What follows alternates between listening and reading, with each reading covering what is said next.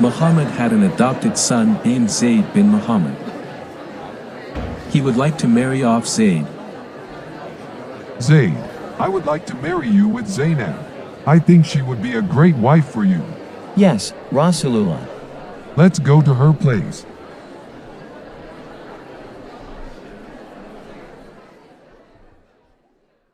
Zainab, I want you to marry Zayd. What? He used to be your slave. I thought you want to propose me. No, no way. I don't want to marry him. He was a slave and I have a higher social status than him. You have to marry Zayd. Oh Rasulullah, do you really want to tell me what to do?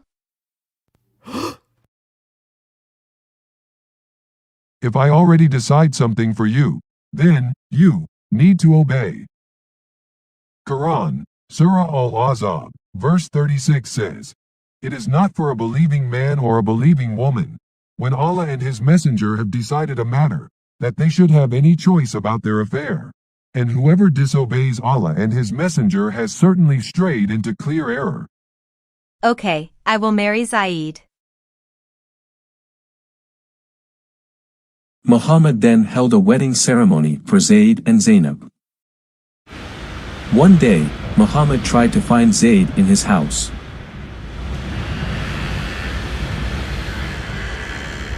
Zayd, are you there?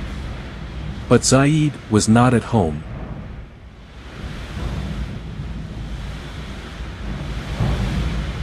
As the wind blew the curtain aside, Prophet Muhammad saw Zainab naked in her chamber.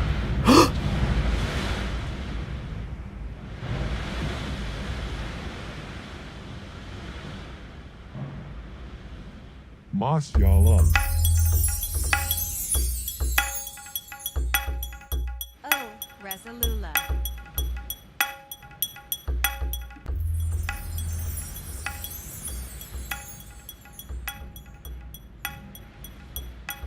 Zainab quickly put on her clothes, then she went out to meet Prophet Muhammad. Come in, O Prophet of God, for you are as my father and my mother to me. Bless him who changed one's heart.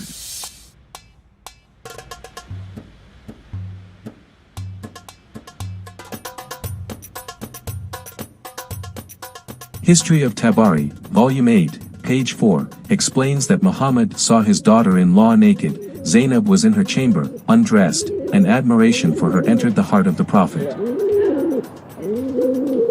After seeing his daughter-in-law naked, the Prophet fell in love with her.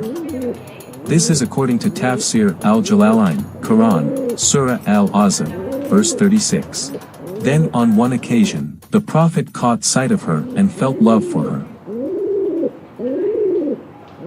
When Zayd came home, Zainab told him about Prophet Muhammad's visit. Your dad came here when you were out. He met me instead. Oh, and then, what happened? Nothing happened. After finding out you were not here, he left. Is that it? Oh, before he left, he said, bless him who changed one's heart. What does it mean? I don't know. Having lived with the Prophet Muhammad since childhood, Zayd certainly knew very well his father's character and personality.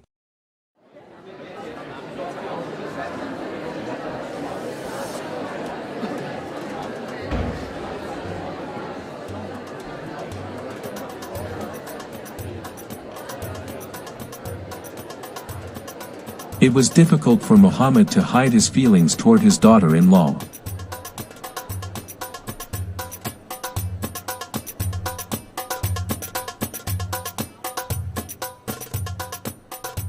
When Zayd found out about what was going on, he disliked how his adopted father felt about his wife. Look at them. I can tell there's something going on between them. It's obvious, isn't it? How outrageous.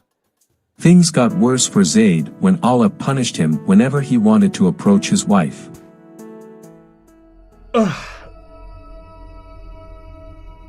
Ouch, it hurts. My private part is swollen so bad, it hurts.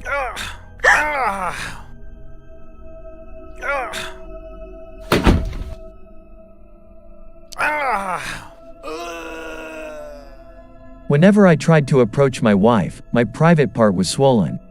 I couldn't function as a husband and I was in pain. Bro, I think maybe Allah did that to you. He tried to preserve Zainab for your father. Tafsir al-Qurtubi, Al-Jamili Akam, Volume 7, page 139. Quran, Surah Al-Azab, verse 37.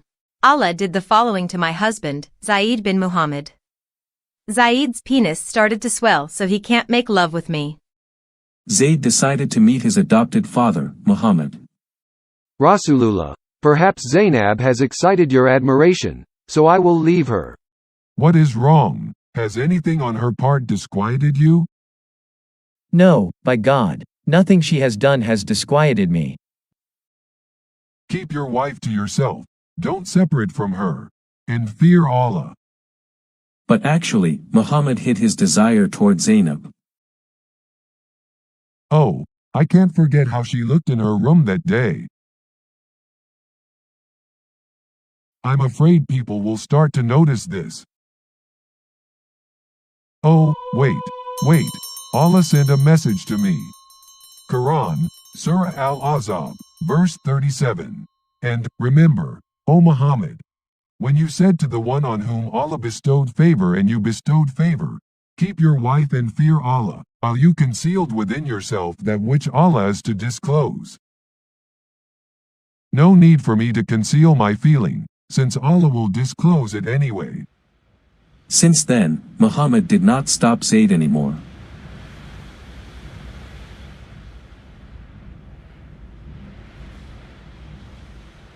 I will divorce Zainab so you can marry her.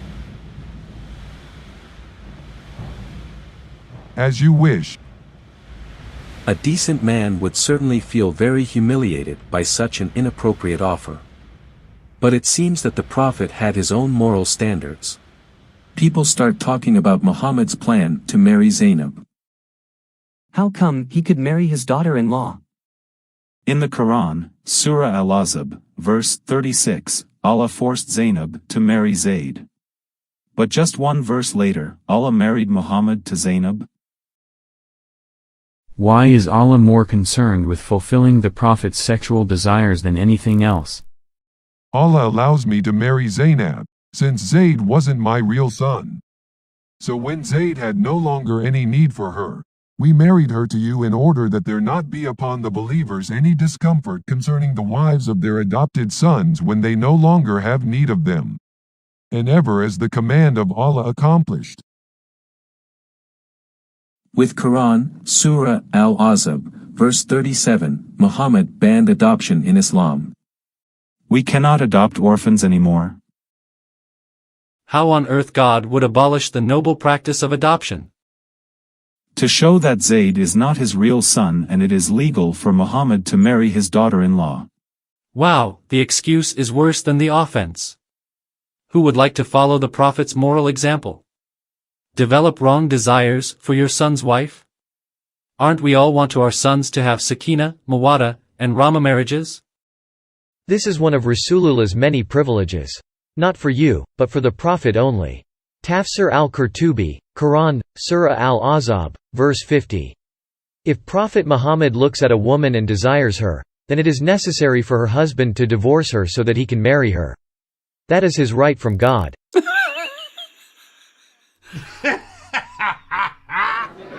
A marriage celebration was held for Muhammad and Zainab.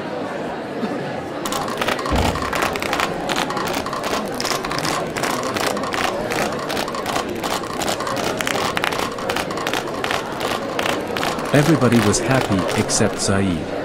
I lost my beloved wife. What's more, I'm not the Prophet's adopted son anymore. In the past, people called me Zaid bin Muhammad, but now they call me Zaid bin Haritha. How can I be happy in a situation like this? Up to late at night, guests still did not want to leave Prophet Muhammad's house.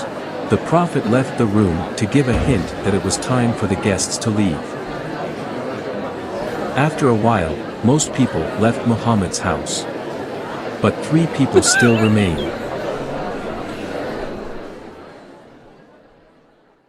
These people are still here. Why didn't they leave?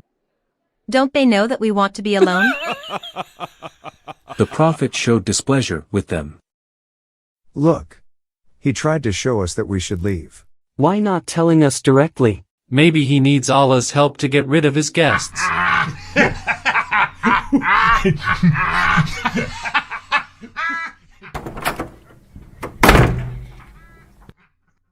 At last, what am I supposed to do? Ask them to leave? People just have no manner. Here is the verse to get rid of guests who stay for too long in your house. Quran, Surah Al-Ahzab, verse 53. O you who believe, do not enter the homes of the Prophet, unless you are given permission to come for a meal, and do not wait for its preparation. And when you are invited, go in, and when you have eaten, disperse, without lingering for conversation. This irritates the Prophet, and he shies away from you, but God does not shy away from the truth. Even after the wedding, people continued to talk negatively about Muhammad's marriage to Zainab. How could he have the heart to cancel Zaid's adoption? That's right. Doesn't he remember in the past when he swore in front of the Kaaba to take Zaid as his own son? In our culture, once we adopt someone as a child, then that person becomes a member of our family for life. For life. Muhammad felt the need to stop people talking about the disgrace he had done to Zaid. I have to do something. Zaid led the Muslim army to attack Basra. Take over Byzantine power there. Be the flag bearer. Yes, Rasulullah. Zaid led 3,000 Muslim soldiers to Basra. The other two commanders of the Muslim army were Ja'far bin Abi Talib and Abdullah bin Rawaha. Is your private part still swollen? Just shut up. Zaid led his army from Medina to Basra, which was located in the Shem or Syria region.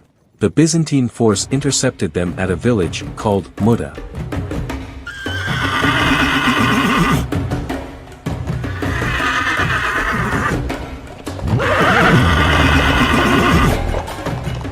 Oh, they're already waiting for us. Retreat! Retreat! Loose!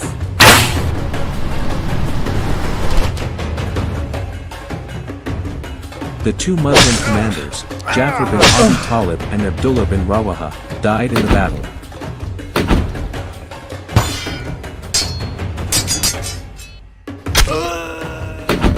In the past, by Muhammad's order, Zaid used to attack and rob Quraysh merchants who were easy targets. This time, he dealt with a real powerful army.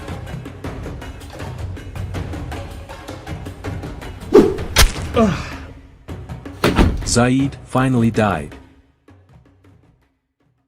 Let's compare the love story of the Prophet Muhammad and Zainab with the incident that happened to King David, which is written in the Bible, 2 Samuel, chapters 11 and 12.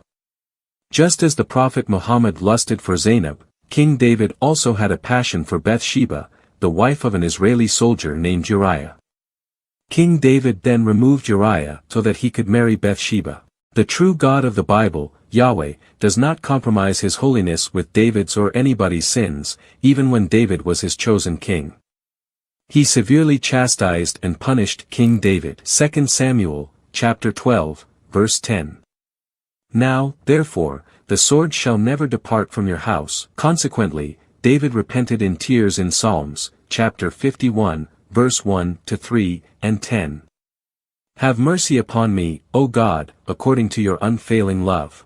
Yahweh condemned covetous sexual desires for another man's wife. Matthew, chapter 5, verse 27 and 28. Exodus, chapter 20, verse 17. Thou shalt not covet thy neighbor's wife. On the other hand, the God of the Quran, Allah subhanahu wa ta'ala, never punished Prophet Muhammad, no matter how sinful he was.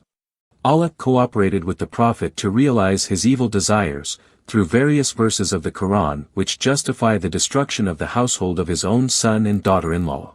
Quran, Surah Al-Ahzab, verse 37 and 38. Al-Sirah Al-Halabiyah, Volume 3, page 377. If Muhammad lusted after a married woman, it became a must for her husband to divorce her for him. Tabari, Volume 9, page 134. Muhammad took Zainab, but Allah did not find any fault in the relationship and ordered the marriage. Allah even claims to manifest the lust of adultery in the hearts of men in Sahih Muslim, book number 33, hadith number 6422. Allah fixed the very portion of adultery which a man will indulge in. There would be no escape from it. Shortly after the marriage between Muhammad and Zainab, Allah went on to totally abolish the practice of adoption with Quran, Surah Al-Ahzab, verse 4 and 5. It is clear that the reason to abolish the noble moral act of adoption is to protect Muhammad from the accusation of his contemporaries. Some Muslims argue that adopted children are not biological children so that the Prophet Muhammad may marry his adopted son's wife. This is a weak excuse because legally and ethically, he was still considered a son in a civilized world. Had not Muhammad sworn before the people of Quraysh, in front of the Kaaba, that Zayd had become his own son? Bear testimony, all ye that are present. Zayd is my son, I will be his heir, and he shall be mine. Muhammad claimed to have excellent moral examples in Quran, Surah Al-Ahzab, verse 21. Indeed, in the Messenger of Allah you have an excellent example for whoever has hope in Allah and the Last Day. Is there any sane Muslim who would want to follow the example of the Prophet in marrying his own son's wife?